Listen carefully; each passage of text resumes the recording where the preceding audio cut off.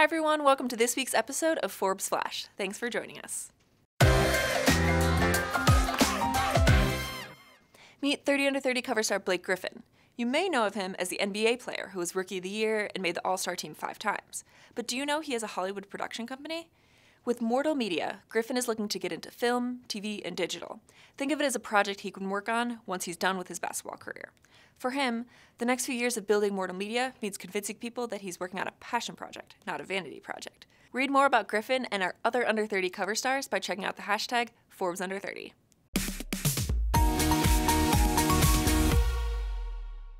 When I say billionaire philanthropist, a certain face probably comes to mind. I assume you think of Bill Gates.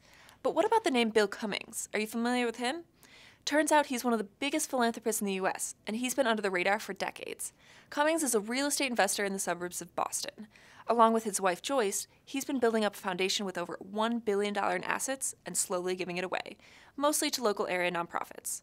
Last year, his foundation gave $35 million to charity, making him one of the top 50 givers in the US, ahead of billionaires like Steven Schwartzman and Arthur Blank. The Cummings went public with their giving in 2011, when they became the first people in Massachusetts to sign the Giving Pledge, an initiative started by Bill Gates and Warren Buffett.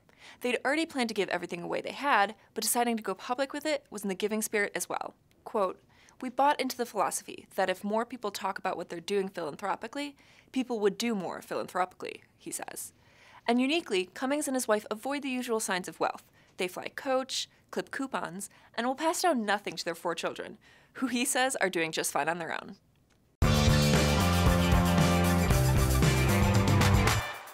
The world looked to an empty chair on Tuesday, as a seat labeled with Facebook founder Mark Zuckerberg's name stayed empty at the UK Houses of Parliament.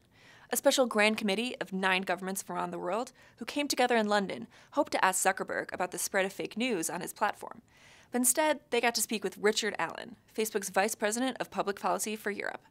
Certainly, the lawmakers had reason to question Zuckerberg regarding the new trove of documents that suggested Facebook's leadership team knew about the scale of data harvesting by Russian actors all the way back in 2014. So, was not showing up a mistake? Absolutely, says Denmark's Kasper Klinge, the world's first tech ambassador for a nation-state. Quote, "If you're called, you're expected to show up. That's the new normal and the new reality, and some companies need to better understand that." Quick quiz for you. If you had to guess which U.S. state was the first to accept tax payments using cryptocurrency, which would you guess? I didn't predict Ohio, but we're all wrong sometimes.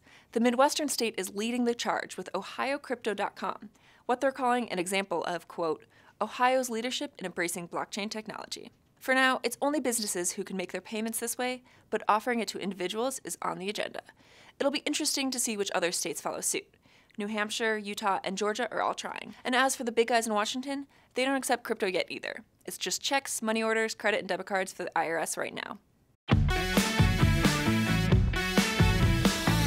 Here's a few stories you might have missed this past week. General Motors announced this week that they will lay off or buy out 15% of its global workforce, meaning more than 14,000 people will be out of a job in 2019 or earlier. With that, 7 plants will be shuttered, with a total cash savings of $6 billion. The reasoning? According to company chairman and CEO Mary Barra, staying in front of market conditions. And in an underlying message for the White House, the company intends to focus on the world's transition to sustainable energy. You know, the transition that Trump's team seems to push back on regularly. NASA's InSight robot successfully landed on Mars this week, ready and able to help us understand geological happenings on an entirely different planet, which is really exciting. So first and foremost, InSight will be tracking seismic activity. And yes, earthquakes on Mars are called Marsquakes. And to make a long story short, we're not really sure what's going on with plate tectonics up there. And answering that question could help us understand why the planet is so different than Earth. Make any purchases on Cyber Monday? If you did, you contributed to the $7.9 billion that American consumers spent, solidifying it as the biggest online shopping day in U.S. history. But before you consider that to be a sign of a healthy economy, let's dive into the details. Our friends over in brick and mortar are suffering, with foot traffic dropping on Black Friday for the 4th straight year. And even as retailers saw a rise in online sales, offering free shipping to draw on consumers leads to higher fulfillment and delivery costs. All we can do is stay tuned until December, when the rest of the busiest days in shopping take place. Yesterday, at our Forbes Health Summit in New York City, CVS Chairman and CEO Larry Merlo took the stage moments after the news that the company's acquisition of Aetna was official. So, why would a pharmacy buy an insurer? Here's what he had to say. We do see this as a transformative moment in healthcare, and listen, everybody here sees the challenges that our system faces today. It's difficult to navigate. It's confusing. There's a growing cost burden being placed on consumers, and all too often care is fragmented, and as I mentioned, it's expensive. So, this combination of bringing our two companies together is an opportunity to create a new healthcare model, a healthcare platform that can be less expensive, easier and simpler to use, and most important, place the consumer, at the center of their care. And what we mean by that, we've been seeing this a few years ago. We coined this term that, we're seeing the retailization of healthcare.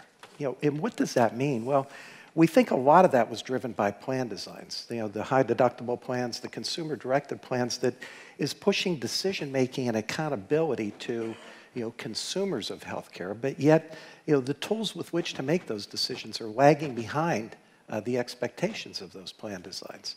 So we see an opportunity to close that gap, and we see three imperatives that really bring this vision to life. The opportunity and the need to be local, and consumers want to be able to access care when, where, and how it's convenient for them, whether it's in the community, in their home, or quite frankly, in the palm of their hand today with digital devices. The second one is, as I mentioned, the opportunity to make it simple. And we see the opportunity that exists to create a more connected experience for consumers where it's more easy for them to access information, resources, the services that they need. And most important is the opportunity to help people achieve their best health at a lower cost. And you pick up any of the studies and you see quantification that $500 billion a year is being spent unnecessarily in healthcare. It's avoidable, it's preventable. We think that we can begin to close that gap by, again, helping consumers, patients achieve their best health at a lower cost.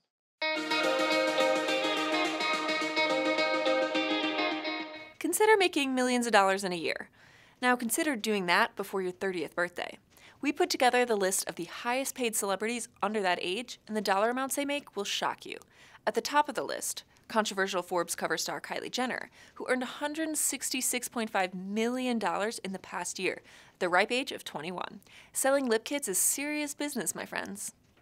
Right below Kylie on the list is Ed Sheeran. The 27-year-old singer-songwriter made $110 million this year, thanks to a worldwide arena tour and billions of song streams. You're welcome, Ed. And the third celeb at the top of the list, you won't find him in Hollywood. Brazilian superstar athlete Neymar made a casual $90 million this year. He's in good company with his fellow sports stars. Half of the 10 highest paid celebs are athletes.